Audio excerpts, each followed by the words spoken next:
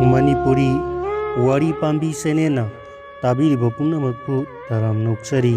ngasi amuk mayamda anauba wari macha ama khudol tamjari wari macha sigi mamingna tayonaba hariba wari macha sini wari macha sigi aibi ningombam sunita taminarasi wari macha tayonaba numidang sigi asikpana dasini bu inghan badi ngamdre khalli thawoidaba asigi artha karino ahakpa nungsa mapi amatang hondoklaga mamaido sat laithurai side table da momon nokne lairiba bimol gi photo du da mitchana rure photo du da mak hanglai hayu kanana thawai khidabano nangi thamoi pandaba hakchang aina fangle madumakna aibu sagai gi mau haiba mingthol du ta natana mama amasu oihelle aigi kari watli nupa laire isa laire adubu hayudana nangdi aigi isagi mapa khak oiba natra karigi aigi thawai oiba ngamdribano paukhum phangde photo do nokli phuk haugatlaga phamung mayai duda fammi masamaki ithau thausarudraba punsidugi maramda amuk khalai bimolna magi mapuroibani mana bimolgi masidi sadaran gi oiba wani mana bimol bu phangdri bimolna suma bu phangdri nong mata bimol na magi thamoi bu thirakte mahak na su bimol bu phange honarude masini thawoi daba hairibase adubu ngasidi thawoi rudaba asimaki chaina do khanghaudana phanglare madumakna dasini bu numidang asimaktada mahausai mataudagi yamna hongankhre dasini gi haukraba punsi wari lei mado nong mata su ningsingkhide ningsingge khanba phawba tanki ngasidi ningsing lage khalludana ningsing lakle fazaba athiba apamba nungsiba awa nungai khangba ngamba thamoi ama magi su lairami adugumba thamoi do pithok lui thamoi gi mamal lepa haitaba kathokpagi artha khangdaba misak amada thajaba pumba thamduna thajaba dumaki mafamda leiba taki magi nungsibado ikai nungsiyanaki yamna hiningkhide magi nungsibana langthoklamlaba thamoido amuk khungattuna masagi khubam nungda thamge khankhide ahoina dum langthokre manasu matungda ahal masen haina duna bimol galu hongki mahaki thamoi yaugdraba haksang aduga loinana adubu naknana loinarakpadagi poglakpa minungsido nattana mahakna bimoldagi nunggi oiba rasseyalaba nungsibadudi fanglakte karigi phangdribano wahang sini ngasita dasni da khangaudana faurakliba tasengmak mahakna phange honarudaba adunara kari kaibage bimol nupani nupa oibagi nungsibasibu piu nidriba makhai pithokpa haunadabara natraga bimol gi su kanagumba amada thamoi tengna pithokhiduna dasni gi saruk leihaudrabara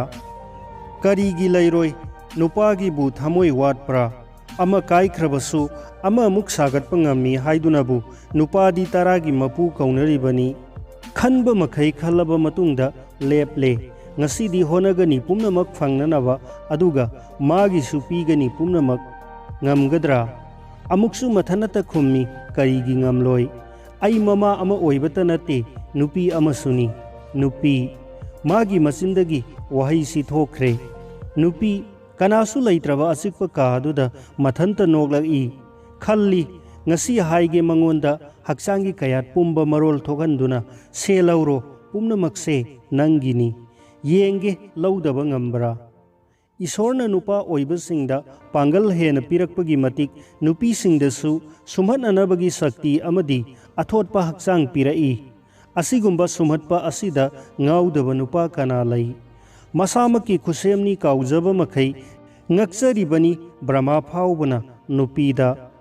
sumhalibani nupigi mayada sarga makhutna soke khalliba malemdagi wangna kakhatkraba muni risi kaya nupigi sumat yaina kautharibani narakta kari kaibage dasini nupini mahakna mapuroibabu sarga narak tinaraba sangsarduda leijaba saktina unsinduna thamjabada ꯂꯩꯀꯥꯏꯅ ꯍꯥꯏꯅꯩ ꯕꯤꯃꯣꯜ ꯃꯁꯛ ꯐꯖꯩ ꯑꯗꯨꯕꯨ ꯃꯍꯥꯛꯇꯤ ꯐꯖꯕꯗꯣ ꯅꯣꯡꯃꯇꯁꯨ ꯎꯈꯤꯗ꯭ꯔꯤꯕꯒꯨꯝꯃꯤ ꯃꯗꯣ ꯌꯦꯡꯅꯤꯡꯕꯅ ꯃꯥꯕꯨ ꯂꯩꯇꯥꯍꯟꯗ꯭ꯔꯦ ꯉꯝꯒꯗ꯭ꯔꯥ ꯃꯤꯠꯆꯥꯅꯕ ꯑꯗꯨꯒ ꯃꯥꯕꯨ ꯄꯦꯟꯅ ꯌꯦꯡꯖꯕ ꯉꯝꯗ꯭ꯔꯕꯗꯤ ꯎꯏꯁꯤꯟꯒꯅꯤ ꯃꯤꯠ ꯊꯃꯣꯏꯒꯤ ꯏꯅꯤꯟ ꯄꯛꯂꯕ ꯅꯨꯡꯁꯥ ꯁꯣꯔꯗꯨꯒ ꯂꯣꯏꯅꯅ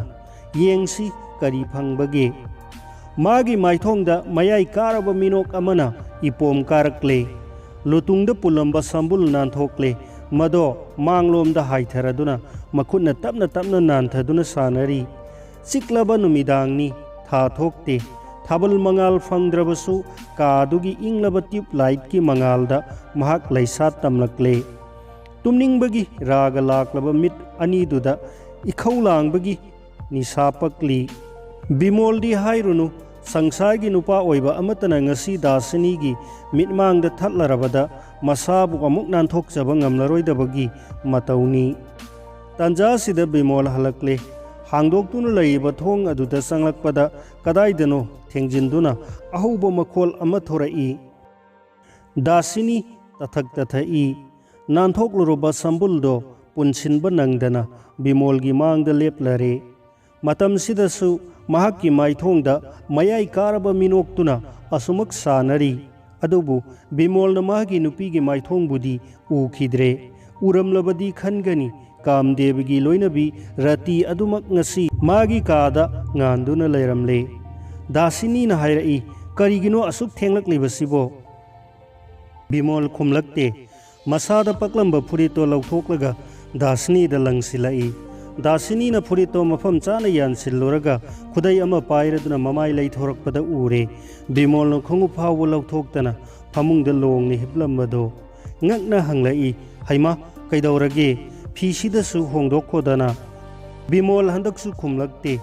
ꯗꯥꯁꯤꯅꯤꯅ ꯍꯥꯏꯔꯛꯏ ꯆꯥꯛ ꯆꯥꯔꯔꯣꯏꯗ꯭ꯔꯥ ꯕꯤꯃꯣꯜ ꯃꯃꯥꯏ ꯂꯩꯁꯤꯟꯈꯤ ꯗꯥꯁꯤꯅꯤꯅ ꯆꯪꯁꯤꯜꯂꯛꯇꯨꯅ ꯈꯣꯡꯎꯞꯇꯣ ꯂꯧꯊꯣꯛꯅ ꯍꯪꯂꯛꯏ ꯀꯅꯥꯗ ꯆꯥꯔꯛꯏꯅꯣ ꯆꯥꯔꯛꯑꯦ ꯑꯥꯗ ꯁꯤꯗꯁꯨ ꯈꯔ ꯆꯥꯔꯈꯣꯁꯦ ꯌꯥꯝꯅ ꯍꯩꯔꯅꯨ ꯆꯥꯔꯔꯣꯏꯗꯤ ꯆꯥꯔꯔꯣꯏꯗꯅ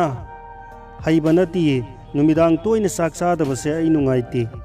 ꯗꯥꯁꯤꯅꯤꯒꯤ ꯈꯣꯟꯖꯦꯜꯗ ꯋꯥꯔꯧꯕ ꯑꯃꯗꯤ ꯑꯣꯏꯅꯕꯒꯤ ꯁꯨꯔ ꯆꯦꯜꯂꯛꯂꯦ ꯑꯗꯨꯕꯨ ꯖꯨꯒꯤ ꯅꯤꯁꯥꯗ ꯕꯤꯃꯣꯜꯅ ꯃꯗꯣ ꯀꯔꯤꯁꯨ ꯈꯪꯈꯤꯗꯦ ꯃꯤꯀꯨꯞ ꯈꯔ ꯍꯧꯈ꯭ꯔꯕꯒꯤ ꯃꯇꯨꯡꯗ ꯑꯃꯨꯛ ꯍꯪꯂꯛꯏ ꯑꯩ ꯋꯥ ꯑꯃꯇ ꯍꯪꯒꯦꯅ ꯕꯤꯃꯣꯜ ꯈꯨꯝꯂꯛꯇꯦ ꯗꯥꯁꯤꯅꯤꯒꯤ ꯍꯩꯅꯤꯡꯕ ꯃꯌꯦꯡ ꯇꯥꯔꯛꯂꯦ ꯑꯗꯨꯕꯨ ꯑꯅꯝ ꯀꯟꯕ ꯑꯃ ꯌꯥꯎꯅ ꯍꯪꯂꯛꯏ ꯑꯩꯒꯤ ꯋꯥꯁꯤ ꯇꯥꯔꯤꯕ꯭ꯔꯣ ꯁꯦ ꯑꯃꯨꯛꯇ ꯂꯩꯊꯣꯔꯛꯎ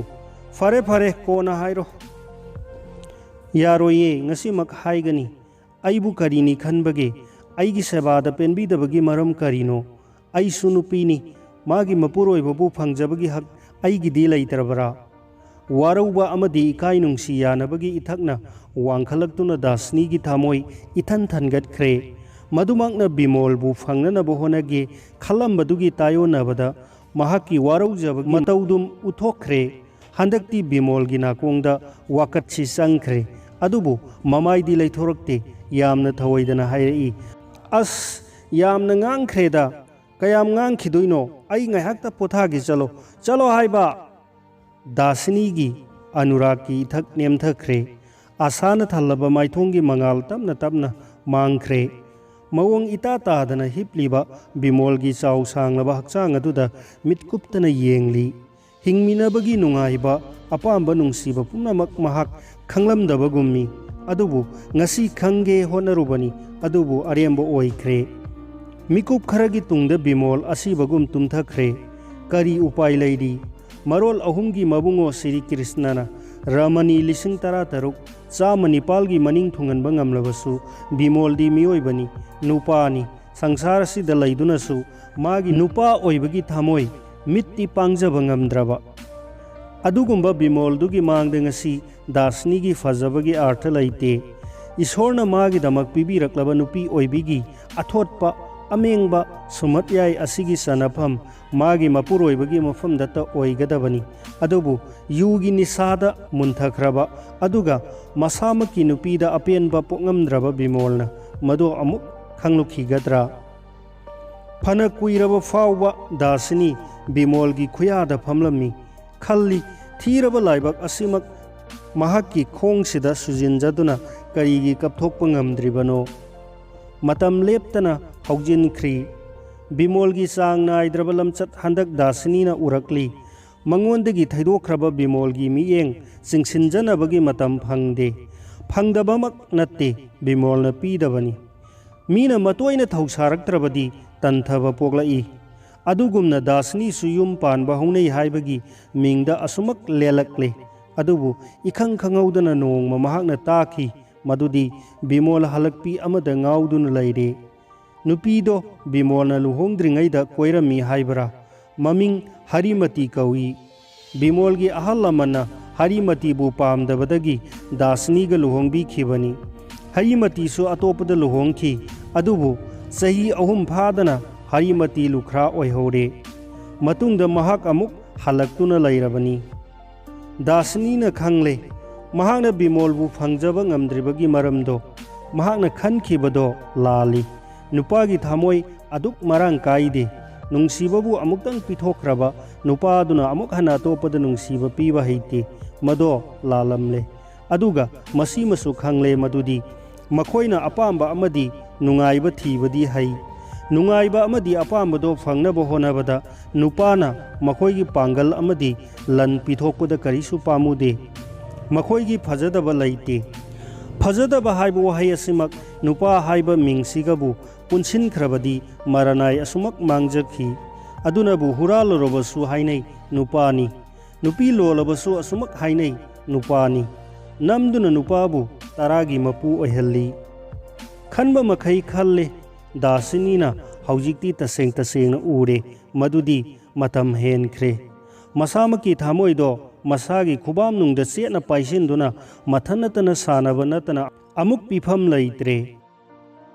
numidang athengba amada Bimolna Harimatibu atonbi oina pusilakle Dasini mana manil amuk nayudre ka aduda khong thangjilakpada makhut tingthoktuna Harimatibu chingsinduna hairai yamna fare haujikti ithanatana amuk waruningai laitre Dasinigi yumbal asuki matik mara sesinkhre Bimolna imungi bahar pumba Dasini de sinakre Dasinina robot kumna Bimolgi yakada yum puri aduga Harimatina magi masanupa adugumna Dasinigi angang oiri makhoigi yumbal uraga laikaina hainai Bimol nupi anita nate tara lonsanu nangi kariwaningai lairi punamak nakhutta sinarabani Dasinina paukum oina noklami adubu kanana sumahakpu khangbadi ngamkhidre karamnabu khanglugadage Bimol fauna mahakpu khangdrabada masidasu kari ngakningai lai sangsar sida lairiba sadaran nupa singi marakta chade marfu taradi magi nupi singbu masak khangdana mapunsi lenariba ngaktani nupa singna nupibu makoigi apamba thifam karigumbadana makoigi polum thongatpham aduga karigumbadana thawai pandaba switch namlaga chatpa robot kumna ui phajaba athiba apamba nungsiba amadi awa nungai khangba thamoi amaga loinana Ishorna nupibu semlakpani haibase makoina hek kauthoi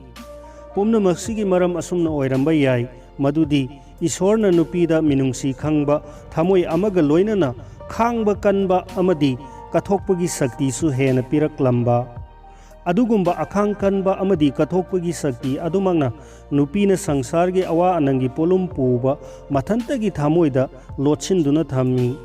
masina oiroidra nupasingna nupibu saina masak khangdaba hangi laigumna ubagi maramdo aduga nupisingna sumasabu masak khangdaba makhai pumnamak nupi haiba mingsida loina raklaba lauthokpa yadraba masagi laibak oina laujakhibasu asumna Dasini su magi kanasu khangbidraba thamoido pikna tasinjaduna sangsargi nupi amana fangpham thokpa pumnamak lonabi Harimati da sinathoktuna tumin khanglakli ahing kaya nungthil kayagi asikpada naitom tarakpagi saina kayado karamna khanglaklibano mado mahaktana khangi ngamliba makhai khangkhige haibasina magi asetpa phirepni adubu kanana haiba ngambage madudi mahakna saina masak khangdaba hangilai saba ngamlabasu Harimatina kadaida karidasu penthokpa ngamdrabadi magi tumin laikhibadugi artha karino kathokpa akhang kanba amadi minungsi laibagi matik kalak mihauba asauba वारौबसु नुपीदा लई मतम खरदंग दासिनीना इमुंगी कुसीरासी तौजरबसु मदुदा हरिमतीना कया कुइना येंगदुना लैथोकपा ngamgadage मपान थोंगदे इफा फजना लोइनबा मानजरबसु हरिमतीगी थरुम इतत तत्तना तौबा हौरक्ले पुम्नमक्तो बिमोलगी मित्तसु उरक्ले हंदक्ति बिमोल लापना लंगथोकलुरबा पोसक अमगी मगुन यामना नकना खंगलक्ले दासिनी नुपीमक ओइजरबसु थमोइ चेतपीनी हरिमतीगा ओनसिनदुना निंगाई संगदानबा महक पामदे मदो बिमोलगी मित्तसु उरक्ले नुमिदांग वायरम अमा बिमोलना हंजिलकपदा हरिमतीना वाकलरे हाइरई आई ngamdre महारानी इबेमगी याकादा अमुक फम अमुक लेप कयाम कुइना खांखिदोइनो Bimol ngakna yengaduna hairei karino nganglibado kadai dei khangni aigi wabu kanana tabage taning de chalo ngayaktang pothage ai Bimol सावरप हायरकपनी Harimati की ओइनबा अमदी खंबनबगी चांग हेनगतख्रे कादुगी लैमाइदुदा फमथरदुना खांगमदबा खोंथोकता हायरई तानिंगोये आइदी इमुंगसिगी मी नतिये नत्रबदबु करिगे आइना मिखा थाना असुक वाना लेलुदगे महारानी की याथंग नत्रिबा मखै इखुल इसा हाइदोकपा फाउ ngamद्रबा आइबु मीरो बिमोलना नहान मखै उरमदबा नुपीगी अतोपा मसक अमा उरे अदुबु मसीदा ngakningai ओइदे थेमजिनबगी खोंथोकता हायरई हरिमती कैदौगे नंगबु खरा खंथरगा ngang यादब्रो नंगबु फजबा कादो खंगदबा जालो खरा फजथोउने ओ आइदी फतबीने लखा अफबा तौरबसु फजरोइदबा नंगसिदी आइना नंगी करी वालहलगे नंगी येंगबदा आइसु तौबा याबा कया अमा तौखिद्रबनी खरा बाप ताव इमुंगसिदा नखोय अनितनी याना यानबा दुम लैमिनौ बिमोल की तपथबा थेमजिन वहाइदुदा हरिमती की ओइनबगी चांग हेन हेन वांखतख्रे कपngang तौरदुना हायरई मीदी यामना फै आइतना फतबनी हंदक्ति बिमोल खोंजेन कनखलाई खंगे खंगे तोलो आई तानिंगद्रे बुदु सिदी आ सोरो खाइबंगी बिनोय होइदा आंगलवादी नेना अमा तौरिबदाय अदुदा चलु नंगदी अंगांग मयामदुगा खनबी सानरुसो वारब कांदा संगोमसु पिथकपनी सिलेटका खतागसु पीबनी हयेंग नसागी थमजिनबा कानगनी बिमोल की फागी से समदे अदुबु हरिमतीना बाप तादबसु तौदे हानगी खोनफमदगी खजिक्तंगसु हंथदना हायरई अदुबु आई पंगी हाइदुनाने मागे अवनाइदी नतेदना आइसु चाक चारी थवाई मचा अमदी पाली खोंग नाम थांगदोकपगिसु नाम हंजिनबगिसु मंगोंदा हंगतपा ngamद्रे आई ngamद्रे तंजासिदा दासिनी बिमोल की चा पुदुना लाई अदुबु हरिमती की याकलबा खोंदो ताबदा चंगसिनबा ngamदना लैरे बिमोल हरिमती दा अमुक्तंग येंगलमलगा लौथोकलुरबा फुरितो हन्ना लिसिनदुना हायरई ngamद्रबदी चलोदना नंगदी चाक तमक चाबने मिनाय ओइरिदु फाउ फमलबनी ngang na थोरकपदा उरे दासिनीना लेपलंबदो महक मसामकना दासिनी दा चा थक्के हायरंबनी अदुबु हन्ना फाउ येंगलमदना चटख्रे अहिंग सुप्पा दासनी तुम्बा याखिदे हजिल हंजिन खल्ली करीगी हिंगदुना लैरिबनो बोर्डिंग दा लैखिबा मचानुपाबु निंगसिंगदुना यामना कपख्रे खलकले महक चटखिबना फरे महकी मचा लैरी युमगी मौ अहलनी बिमोलगी नुपीनी इमुंगसिदा मागे हक असुक यामना चावना लैदुनासु मदो महकना कोनसिंदुना थंबा ngamlaktre मना मनिन नाहेंदना हंदोखिबना फरे खल्ली खन्ना खन्ना मतम खरसु हौजिनख्रे हरिमती की सरैदी हेनगलकपा नतना अमुक हंथरकपा लैखिद्रे नुमित अमदी दासिनीना मागी सर्ग से थादोक्तुना चटननबा थौरांग तौरक्ले मागी वाखलना मिटना इमुंगसिगी थवाई पानबा पानदबा पोसक खुदिंगमक